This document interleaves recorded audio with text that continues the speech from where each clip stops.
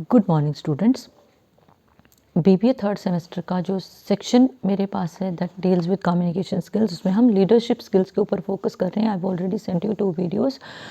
एक वीडियो में emotional intelligence और डिफरेंट एस्पेक्ट्स को डिस्कस किया गया है, दूसरे वीडियो में different type of leadership styles को डिस्कस किया गया है। Today we will discuss becoming a good team leader. If we have to be good team leaders, obvious है जहाँ हम हैं, जो काम कर रहे हैं, we want to be the best, हम बेस्ट बनना चाहते हैं। We don't want to be criticized by others. उसके लिए लर्निंग एटीट्यूड अबव ऑल है। सबसे पहले we need to train ourselves, अपने आप को ट्रेन करना है, लर्न करना है, अपनी पर्सनैलिटी को ट्रांसफॉर्म करना है, बदलना है, रिफाइन करना है, हर दिन कुछ नया ऐड करना है, हर दिन कुछ नया सीखना है। तभी हम लोग औरों को हेल्प भी कर पाएंगे, औरों की ग्रोथ में हेल्प कर पाएंगे और अपने आप भी आगे बढ़ पाएंगे। So leaders of the organization and they must be responsive and responsible, only then our team members can be responsible. अगर लीडर रिस्पॉन्सिबल नहीं है, लीडर खुद जो है 10 मिनट लेट आ रहा है, तो हाउ कैन वी एक्सपेक्ट कि जो हमारे टीम मेंबर्स हैं वो टाइमली आएँ। अगर लीडर का कम्युनिकेशन स्किल्स अच्छे नहीं हैं तो टीम के तो कम्युनिकेशन स्किल्स ग्रो हो ही नहीं सकते, क्योंकि ना तो वो ग्रो होने देगा और ना ही कम्युनिकेशन स्किल्स के मामले में टीम ग्रो हो पाएगी। ठीक है। So presently we are not working in isolation, we are working with cooperation, we are working in groups. If we have to grow तो we must grow in group. और group में growth कैसे होगी? पहले आपकी इंडिविजुअल ग्रोथ होगी, फिर आप उसको ग्रुप में सर्कुलेट कर पाओगे। If one wants to be amazingly good leader, open mindedness is very important. आपके जो टीम मेंबर्स हैं, they should be given chance to communicate positively. हाँ, useless chit chat should be avoided, लेकिन open mindedness, we must be receptive to the ideas of our team. whatsoever they are sharing, we must listen to them. Positive चीज़ों को filter करके हमने use करना है। we must have the element of trust, विश्वास होना चाहिए एक दूसरे पे। Then emotional stability is very very important. जो मैंने आपको इमोशनल इंटेलिजेंस का कंसेप्ट करवाया है, उसमें इमोशनल स्टेबिलिटी इंटरलिंक्ड ही है। इमोशनल स्टेबिलिटी क्या होता है? सडन गुस्सा आना, सडन आपका कूल डाउन हो जाएगा, सडन आपका टेम्परामेंट चेंज हो जाएगा। We shouldn't go for that. What do we need to do? We need to be emotionally stable and only then we'll be able to confront various situations. अलग अलग हालात को हम तभी जो है चीज़ों को बेटर कर पाएंगे। It requires years of experience. We need to polish our selves. ऐसे सोचेंगे कि आज ही मैंने पूरी पर्सनैलिटी को ट्रांसफॉर्म करना है, नहीं होगा। It takes time. Accountability, each and every team member should have responsibility of his or her own. Even the leader should have responsibility of his or her own. सभी की रिस्पॉन्सिबिलिटीज़ है ना, team members की भी हैं, leader की भी हैं। अपनी रिस्पॉन्सिबिलिटी को खुद शोल्डर करना है। वी कांट एक्सपेक्ट कि मेरा काम दूसरा करेगा। फिर जब रिस्पॉन्सिबिलिटी की बात आएगी, who will be responsible when I won't do my job honestly, when I won't do my task honestly? How can I be responsible? Like who will consider me responsible for the things? जब मैं अपना काम कर ही नहीं रही हूँ तो मेरे रिस्पॉन्सिबिलिटी के लिए कौन अकाउंटेबल होगा? यानी I will be highly irresponsible fellow. If I have to be a responsible one, then I must be responsible everywhere. हर जगह रिस्पॉन्सिबिलिटी को लेना है, चाहे रिजल्ट अच्छा है या बुरा है। If I am there, I have to be responsible for the thing, अपनी टीम के लिए। प्रॉब्लम सॉल्विंग एबिलिटीज़ होना ज़रूरी है। If problem is there, instead of getting panicky, हमें अपने आप को स्टेबलाइज करके प्रॉब्लम सॉल्विंग एबिलिटी के थ्रू अपने आप को क्या करना है? उन चीज़ों को सुलझाना है। Then communication skills, overall communication skills are needed. Amazingly good communication skills, like जो आप बोल रहे हो, it should be clear, it should be audible, language should be very simple. And आपके कम्युनिकेशन स्किल्स में बॉडी लैंग्वेज और each and everything is there. आपके facial expressions अच्छे होने चाहिए, आपकी बॉडी लैंग्वेज पॉजिटिव होनी चाहिए। Conflict resolution skills are very very important. Again and again same thing is being repeated in the chapter. If conflict is there, we must resolve. उसको बढ़ाना नहीं है, आग में घी नहीं डालना है। ठीक है ना? हमें क्या करना है? उसको रिड्यूस करना है। We must listen to the people where the conflict is going on, और उसको हमने मिनिमाइज करना है। Then we must have an element of trust. Team members पे विश्वास होना बहुत ज़्यादा ज़रूरी है, और टीम मेंबर्स का लीडर में फेथ होना ज़रूरी है। Only then we can move ahead, we can grow. And if how to improve the team player skills, को कैसे इम्प्रूव किया जा सकता है? Specific expectations of the team we must know. What is my team expecting from me? मुझसे क्या expect मेरी team कर रही है, तो उसके क्लियर किए बिना I can't just be a good team leader. Fine. Without clarity of the objective of the team, we don't know how to move ahead. Objective of the team is must be very clear. First of all, we must know कि team की formation क्यों की गई है, क्या काम हमें दिया गया है. Discover the roles of the team in a bigger scheme of things. छोटी छोटी चीज़ों को लेके नहीं चलना है. और given a small task, then उसको आगे लेके जाना है कि बिगर स्कीम ऑफ थिंग्स में आपने उस टीम के साथ काम करना है. तो आपने किस तरह से कोऑपरेट करना है और उन चीज़ों को कैसे ग्रो करना है, डेवलप करना है, which will help in real development of our self. हमारी पूरी की पूरी टीम की ग्रोथ में वो कैसे हेल्प करेंगे. टीम के साथ ऑर्गेनाइजेशनल गोल्स भी जुड़े हैं. Organization goals are given, team is given. तो लीडर की रिस्पॉन्सिबिलिटी बनती है कि वो क्या करेगा, ऑर्गेनाइजेशन गोल्स की डायरेक्शन में टीम को लेके जाएगा इकट्ठा, विदाउट एनी डिफरेंसेस. अगर डिफरेंसेस हैं तो उन डिफरेंसेस को रिजॉल्व करते हुए आगे चलना है. रिजॉल्व कैसे होंगे, मैंने आपको 5-6 मिनट पहले जो क्वालिटीज़ बताई हैं वो क्वालिटीज़ लीडर में होनी बहुत ज़रूरी है. उसके बाद discover specific expectations of you as a team player. We must, one has to be team player, then we must know कि where do I rank in terms of leadership. कि अगर मुझे लीडर बनाया गया है तो मेरी रैंकिंग कहाँ होनी चाहिए. और अगर मुझ में क्वालिटी कहीं कोई कम है लीडरशिप की, तो मुझे वो क्वालिटी ग्रो करवानी पड़ेगी, इनकलकेट करनी पड़ेगी, डेवलप करनी पड़ेगी, लानी पड़ेगी. तभी मुझे वो लीडरशिप में टिका पाऊँगा या टिका पाऊँगी. सो लीडर को अपनी रिस्पॉन्सिबिलिटीज़ का अंदाज़ा होना चाहिए. उसको ये पता होना चाहिए कि मुझसे क्या एक्सपेक्ट किया जा रहा है, मेरी क्या रिस्पॉन्सिबिलिटीज़ हैं और मैंने उन्हें कैसे फुलफ़िल करना है. At times people go with excuses like आज ऐसा हो गया, काम नहीं हो पाया. वो कभी सक्सेसफुल लीडर नहीं बन पाते हैं. सक्सेसफुल लीडर बनने के लिए या सक्सेसफुल टीम बनाने के लिए हमें क्या करना पड़ेगा, चीज़ों को सेकेंडरी ले जाना पड़ता है, प्रायोरिटीज़ को सेट करना पड़ता है, चीज़ों को प्रायोरिटाइज़ करना पड़ता है. देन क्लैरिफाई द रोल और relationships. Then we must learn, we must see कि जो हमारे टीम मेंबर्स हैं उनकी ट्रेनिंग और एक्सपीरियंस जो है वो होना चाहिए. Even the leader must have these things. ये चीज़ें देखो अपने में होंगी तभी हम दूसरे को बोल पाएंगे ना.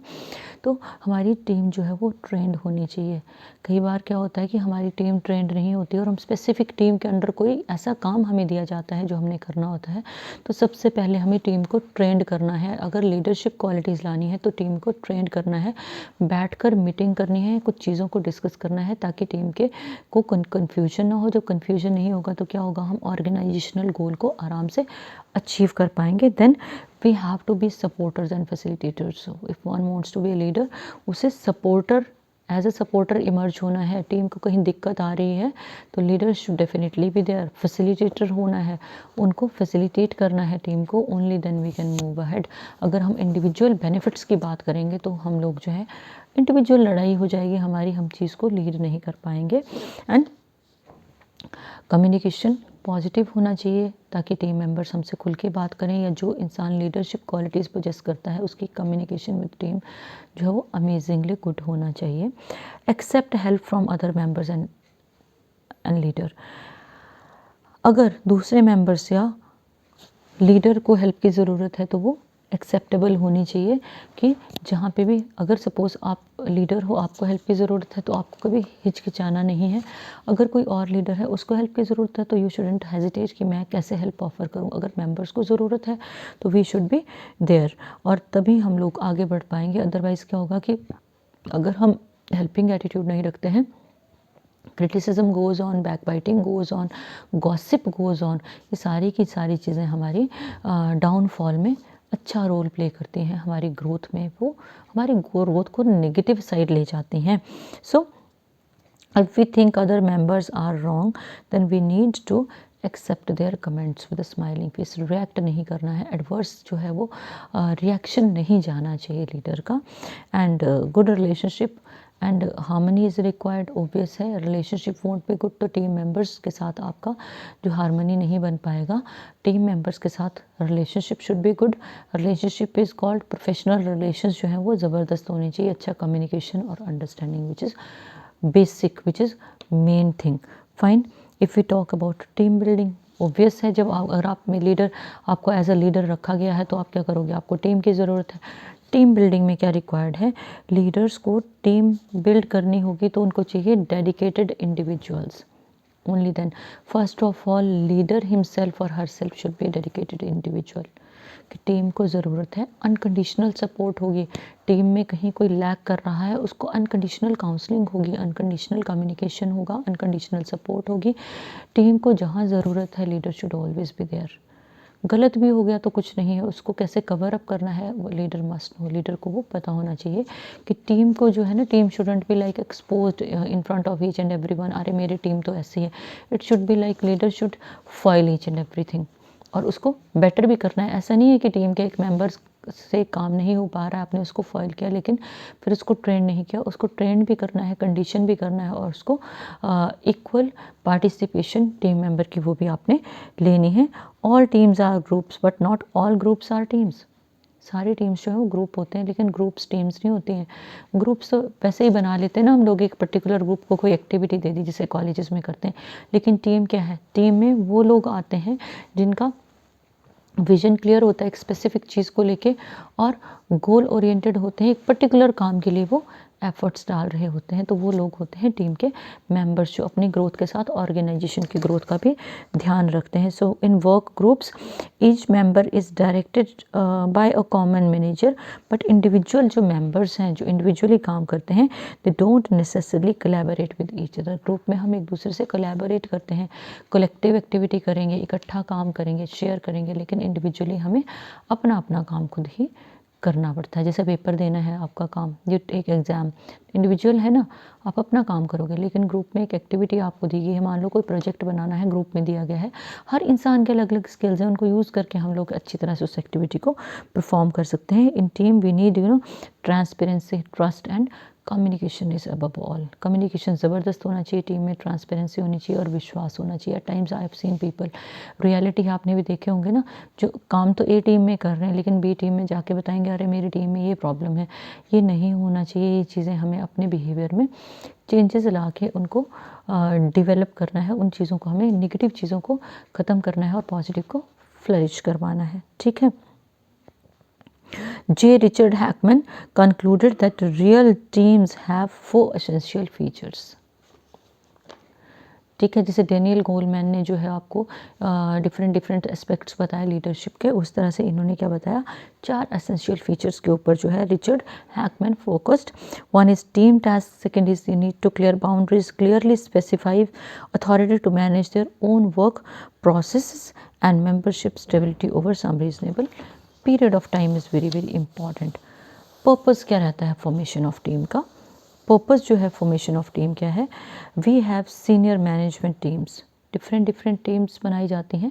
Senior management teams they have a different approach, they help in policy formation, they give direction to the organization. जैसे कॉलेज में आपने देखा होगा ना, जो सीनियर स्टाफ मेंबर्स हैं they lead all of us. जैसे अब मुझे कोई दिक्कत है या मुझे कोई कंसेप्ट क्लियर नहीं हो रहा है तो मैं क्या करूँगी, obviously I will go to my senior, जिन्होंने वो काम किया होगा, they will train me, they will teach me, they will guide me, only then I will be able to move ahead. और मेरी ग्रोथ है, ऑर्गेनाइजेशन की ग्रोथ है, fine. Task force teams are there for addressing problems and opportunities. जैसे छोटी छोटी problems को solve करने के लिए, जैसे आपके ग्रीवेंसेस रिड्रेसल सेल है कॉलेज में, वुमेन सेल इज़ देयर, छोटे छोटे कंप्लेंट्स के लिए सेल बने हैं, तो ये आपके टास्क फोर्सेस हैं। Quality circle specify on quality, productivity और सॉल्व सर्विस प्रॉब्लम्स के ऊपर जो है सॉल्व के ऊपर फोकस रहता है, जहां हम क्वालिटी बेस्ड काम करते हैं। क्वालिटी के लिए where we focus on certain points, then self management work teams daily basis पे whatsoever is going on उस entire process को वो monitor करते हैं। These are small group of people, they are empowered to handle a particular ongoing task। daily कितना काम हुआ, whatsoever is given आपको डेली मॉनिटर करना है। जैसे कॉन्ट्रैक्टर होता है वो डेली मॉनिटर कर रहा है कि डेली आपने कितना काम किया है जो आपको काम दिया गया था। इन जनरल भी डेली मॉनिटरिंग होती है कि और असाइंड टास्क, तो आपने कितना काम किया है, आपको 5 डेज़ का टाइम दिया गया है, तो आपको मॉनिटरिंग में ये बताना है कि आपने फर्स्ट डे कितना किया, सेकेंड डे कितना किया, है ना। उसके बाद virtual teams are there, they are form to bring geographically separate individual together. Virtual rallies are going on, आजकल सब कुछ वर्चुअल चल रहा है, तो यू नो अलग अलग जगह कितना ग्रोथ हो रहा है, किस तरह से हमारी जो है they are there with the help of modern use of technology. Virtual better, आपको पता है सब कुछ वर्चुअली चल रहा है आजकल. प्रोजेक्ट टीम जो है non routine task of limited duration, routine task नहीं है बट ड्यूरेशन लिमिटेड. एक प्रोजेक्ट दिया गया है 5 दिन में ख़त्म करना है, आपकी मर्ज़ी, आप आज करो, आप 5th डे करो, बट 5th डे के एंड पे वो प्रोजेक्ट जो है it is required, it must be submitted, वो सबमिट होना चाहिए. ठीक है. Benefits and costs of team, production of creative solution to the problems. अगर हम प्रॉपर टीम फॉर्मेशन करते हैं तो क्या होगा, क्रिएटिव सॉल्यूशन मिलेगा प्रॉब्लम्स का, क्योंकि डिफरेंट माइंडसेट वाले लोग इकट्ठे काम करें, क्रिएटिवली काम करें, ट्रांसपेरेंसी, ऑनेस्टी है, ट्रस्ट है. उसके बाद winning the commitment of people to implement decision को इम्प्लीमेंट करने के लिए we win the commitment of the people are there with us, and listing more information and know-how by tapping into networks of many members roles. ज़्यादा information, members are there, information is there. when information is there तो अलग अलग तरह से हमें solution मिलेगा. then better communication, cooperation, transparency and honesty goes with this. synergy of the members assembled skills and experiences. अगर हमारी टीम फॉर्मेशन का पर्पस क्लियर है, इस तरह की टीम्स काम करेंगे तो हमारी जो एनर्जी लेवल है वो हाई रहेगा, because they will keep on guiding us, they will keep on showing us the way, and greater motivation among team members resulting in better performance. If we will be motivated, guided, we will be shown way properly, obvious क्या होगा, moral high रहेगा, जो हमारी capability to work है, dedication है, वो बढ़ती जाएगी, ऑनेस्टी बढ़ती जाएगी, और जो रिज़ल्ट है वो स्पीड अप होगा, फास्ट होगा, वो बेटर आएगा. And making team versus no team decision. No individual has a right combination of knowledge and expertise. अब आप मुझे देखोगे ना, मेरे पास एक पर्टिकुलर टाइप का नॉलेज है, मेरी टीम में सपोज 10 लोग हैं, हम 10 लोगों के पास डिफरेंट टाइप का नॉलेज है. अगर हम इकट्ठे बैठेंगे, डिस्कस करेंगे तो क्या होगा, हमारी टीम स्ट्रेंथन होगी, क्योंकि अलग अलग तरह के एक्सपीरियंसेस आएंगे, अलग अलग तरह के सॉल्यूशंस आएंगे. लेकिन इंडिविजुअल हम काम करेंगे तो we won't get that type of a thing. Individuals must work together with a high degree of interdependence and goal represents a unique challenge. अगर हम टीम में काम करते हैं तो हमारा जो गोल है वो इजीली अचीव हो जाता है टीम के थ्रू, और individually if we are working for individual अपने अपने लिए हम लोग जो है वो काम कर रहे हैं. सो अगर हम लोगों ने कोऑर्डिनेट नहीं करना है, अलग अलग काम करना है, तो हमारे गोल और तरह के रहेंगे. अगर हमने कोऑर्डिनेट करके एज अ टीम काम करना है तो हमारे गोल जो है वो अलग तरह के रहते हैं, जो ऑर्गेनाइजेशन की रियल ग्रोथ, डेवलपमेंट और हमारी पर्सनल ग्रोथ और डेवलपमेंट में हेल्प करते हैं. Rest of the thing will continue in the next lecture. Good day.